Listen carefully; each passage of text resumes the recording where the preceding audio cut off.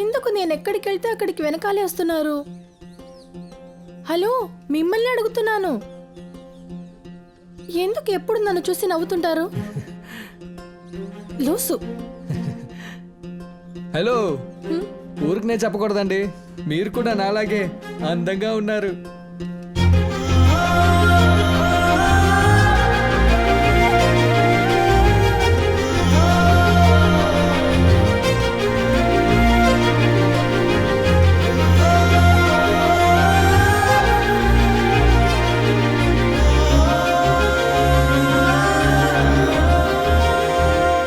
నీటిపారుదల కమిటీకి ఎలక్షన్లు అనౌన్స్ చేశారు.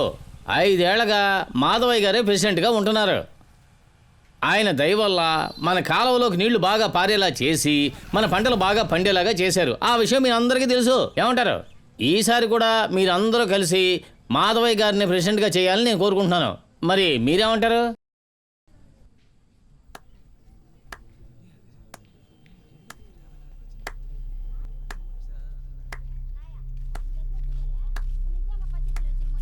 సూపర్ అయ్యా, బయటన్నీ మాట్లాడేసుకొని పేరుకు సభ జరిపి నాటకాలు ఆడుతున్నారా? అవును, ఇతను ప్రెసిడెంట్ అవడానికి ఎంత ఇచ్చాడో చెప్పండి, కావాలంటే అంతకంటే ఎక్కువ ఇస్తాను. నీకు పెళ్లిడికి వచ్చిన అమ్మాయి ఉంది కదా. ఏంటి నువ్వు వయసుకు మర్యాద ఇవ్వవా? నోటికొచ్చింది మాట్లాడుతున్నావు, గొడవ చేయాలనే వచ్చావా ఏంటి? ఉండవయ్యా, మాట్లాడుతున్నాం కదా. అవును, తెలియక అడుగుతున్నాను, మన ఊరికి ఇతను ఒకడే మగాడన్నట్టు, ఇతను ఒక్కడే పంచి కట్టుకున్నట్టు ఇతని వెంటే పడుతున్నారు. నేను మగాడినేనయ్యా, పంచె కట్టుకున్నాగా, అన్ని విప్పి నగ్నంగా తిరగలేదుగా.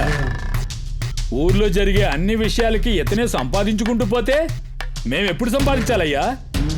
ముఖ్యంగా చెప్పేది వినండి అయ్యా, ఈ ఎలక్షన్లో నిలబడుతున్నా, నన్ను ఎదురించి ఎవరైనా నిలబడొచ్చు.